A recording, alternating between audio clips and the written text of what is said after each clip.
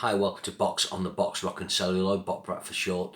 So I've got a random review for you today, and it's Heaven and Hell's 2009 album, The Devil You Know. This was released April 28th, 2009, recorded at Rockfield Studios, the famous studio in Wales where Queen, Night at the Opera, Sad Wings of Destiny by Judas Priest, to name but a few, were recorded. So this is the final studio album to feature Ronnie James Dio. Unfortunately, he died the following year after this came out. I was lucky to see them on tour in the 2 years before this album came out, and it was one of my favourite shows I've ever seen. So why is this album called Heaven and Hell? Well, basically, Ozzy Osbourne had there was some kind of legal thing where Ozzy, they couldn't use the Black Sabbath name without Ozzy there, which kind of agree with the way things went. So they called it Heaven and Hell, which is what they kind of wanted to call the band back in the day, but the record company demanded they call it Sabbath. So this was, big anticipation with this. Obviously, this lineup of Black Sabbath recorded two of the greatest heavy metal albums of all time in Heaven and Hell and Mob Rules. These albums contain, for me, some songs which are the pinnacle of the art form of heavy metal.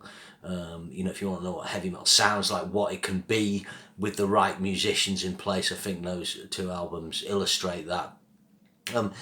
So this album, it's 54 minutes long. It's got 10 tracks. It's produced by the band with Mike Exeter. First things first, when you hear the first track coming out of Evil, it's really well produced. They've got a great drum sound for Vinny Appice. The guitar sounds really fucking gnarly and heavy. Geezer, of course, sounds great.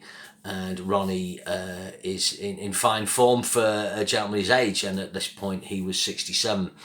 So Adam and Evil's really slow and doomy. Some people don't like this track. I really like it. I always liked it off the bat. I don't know what Ronnie's going on about.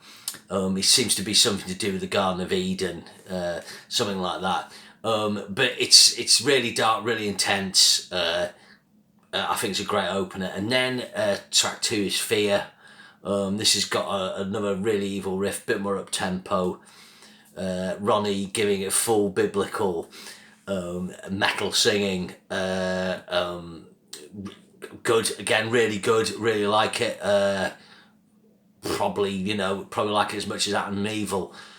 Track 3 is probably the track that kind of stands out as like the classic track on the album. It was the single, and it's Bible Black.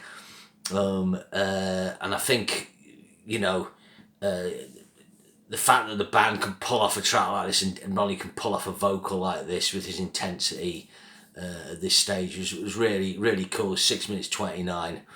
Love this track. Starts off acoustically, really atmospheric, as often those Sabbath tracks with Dio did in the past, and then does that excellent building, and then it's got that great ad-libbing at the end that Dio's so good at, where he riffs on the title of the song and goes on about good and evil and all those things he did.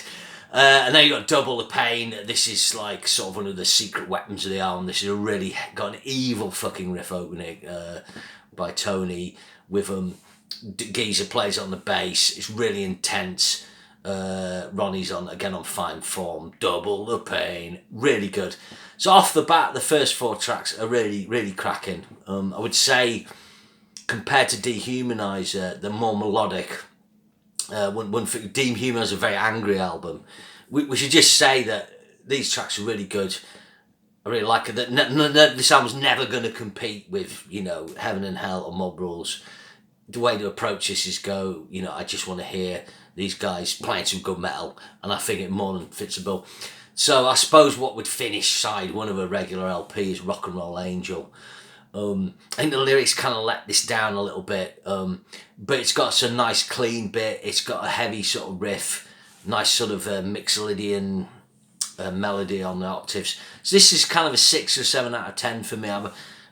Sometimes I like this track more, but some it doesn't quite come together with it. So I think it's a good track. So, you can't complain really. The next track is the weakest off the album. With the length of the album, maybe they could have just left this track off. It's Turn of the Screw. I think, again, it's got a cool evil riff by Tony, but I think the verse lets it down. Not as into Ronnie's vocals. it just doesn't totally happen for me. Next track is Eating the Cannibals. Now this is the first up-tempo track on the album. And I think the album needs this. It needs this kind of track. It's 3 minutes 37, so this is kind of like the Turn Up the Night, the Neon Nights track. I think this one got quite a bit of play on Planet Rock. Again, I like this track. It's good. I don't think it's great, but it's good to have an up-tempo number here. So, good. And then the next track is like one of my, it's another Secret Weapon track on the album. This is Follow the Tears. This is Iommi's, it's not just the evilest riff on the album when the verse comes in. I think it's one of the heaviest riffs he's ever committed to anything, really. Dio's amazing lyrics on this. Come lie on a bed of nails and slumber. What a lyric. You know, really good. Tony pulls off like a lovely sort of gnarly solo. I really like the chorus. If you want to know where I've been hiding all these years, follow the tears. Brilliant. Really, really cool track. Then track 9 is Neverwhere. Now I didn't used to like this track at all, but I've kind of it's kind of grown on me. I'm maybe preferring it. It's up tempo. I'm maybe preferring it to Eating the Cannibals. Again, it's 4:35, a bit shorter. Nice riff, nice melodic riff, and like cool sort of harmony on the choruses on the where, Neverwhere, and you can really hear Ronnie stacked it up. So again, this sort of 6 out of 10 track. Then the album finished with Breaking Into Heaven, which is a really slow, dark track. This is really heavy. Again, it's not quite up there with the sort of opening tracks, the better tracks in the album, but it's one of the better ones. Cool, again, cool sort of lyrics, evil track. So I'm kind of caught on this album, marking it out of 10. You know, it's never below 7. Sometimes I feel like it's an 8. But I probably get 7.5. I think there's a few factors that where it could have been improved. I think the Turn of the Screw's not a great track. When they did Black Sabbath, the G.O.A.T years, they did 3 songs for that. They did Ear in the Wall, The Devil Cried, and Shadow of the Wind. And Shadow of the Wind's excellent. The only thing with Shadow of the Wind is it's just another slow, doomy track. But, you know, maybe they could have just redone that. But I saw them play that track live and it was amazing.